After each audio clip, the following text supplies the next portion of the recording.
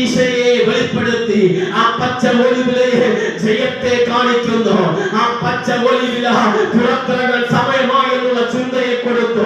ആ പച്ച ഒലിവില ദൈവത്തിന്റെ മുഖത്തോട്ട് നോക്കാൻ സമയമായെന്ന് മനസ്സിലാക്കി. പച്ച ഒലിവില ന്യായവിധി കഴിഞ്ഞു എന്ന് സൂചിപ്പിക്കുന്നു. പച്ച ഒലിവില ന്യായവിധി കഴിഞ്ഞു എന്ന് സൂചിപ്പിക്കുകയാ. പച്ച ഒലിവില മഴ തീർന്നു എന്ന് സൂചിപ്പിക്കുകയാ. പച്ച ഒലിവില നിലം ഉണങ്ങി എന്ന് സൂചിപ്പിക്കുകയാ.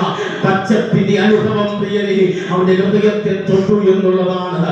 ഒരു കാര്യം വ്യക്തമായി മനസ്സിലാക്കണം. പച്ചപ്പിന്റെ അനുഭവം എന്ന് വെച്ചാൽ ഇരിക്കുന്ന ഏത് സ്ഥലത്തായിക്കൊള്ളട്ടെ, ഏത് ഭീതിക്കകത്താകട്ടെ, ഏത് വീട്ടിനകത്താകട്ടെ, നിന്റെ ജോലി സ്ഥലത്താകട്ടെ, ഏത് പുകയ്ക്കകത്താകട്ടെ, നീ ഭയത്തോടുകൂടെ വിറയലോടുകൂടി ആയിരിക്കുന്നുവോ, അങ്ങനെയാണെങ്കിൽ നീ തിരിച്ചറിയണം, അതിനകത്ത് തന്നെ ഒരു പ്രതീക്ഷയുടെ ഈട വെളിപ്പെട്ടു.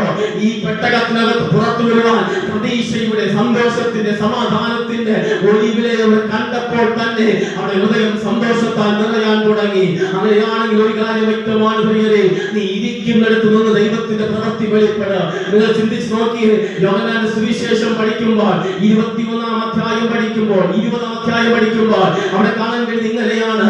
ആ 20-ാം അധ്യായത്തിനകത്ത് കാണാൻ കഴിയുന്ന കാര്യം ഇങ്ങനെയാണ് പ്രിയരെ.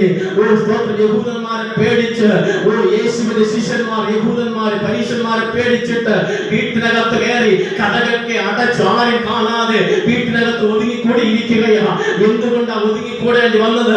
ഭയം തങ്ങളുടെ അകത്ത് പ്രവേശിച്ചു. ഇവരുടെ ഉള്ളിൽ ഭയം തട്ടിയപ്പോൾ ഇവർക്ക് അകത്ത് പ്രവേശിക്കാൻ പുറത്ത് പ്രവേശിക്കാൻ കഴിയാതെ വണ്ണം അകത്തിരിക്കുന്നവന്റെ ഉള്ളിൽ ആ ഭയം പ്രവേശിക്കാതെയായി തീർന്നു. അങ്ങനെയാണെങ്കിൽ ഭയത്തോടുകൂടെ ഇരിക്കുന്ന, പേടിച്ചിരിക്കുന്ന ജനത്തിന് മുമ്പിൽ നസറായ യേശു വെളിപ്പെടാൻ തുടങ്ങി എന്നുള്ളതാണ്. അവിടെ യേശു വെളിപ്പെട്ടപ്പോൾ യേശു പറഞ്ഞ ആദ്യത്തെ കാര്യം, നിങ്ങൾക്ക് സമാധാനം വന്നിരിക്കുന്നു എന്നുള്ളതാണ്, നിങ്ങൾക്ക് സന്തോഷം വന്നിരിക്കുന്നു എന്നുള്ളതാണ്. ആ സമാധാനം യേശു പറയുന്ന മാത്രയിൽ അവരുടെ ഹൃദയം സന്തോഷിക്കാൻ തുടങ്ങി. ഒരു പച്ചപ്പിന്റെ അനുഭവം ഇവിടെ ഉള്ളിൽ വെളിപ്പെടാൻ തുടങ്ങി എന്നുള്ളതാണ് പ്രിയരെ. ഇന്ന് പകൽക്കാലം കൈമാറുകയാണ്.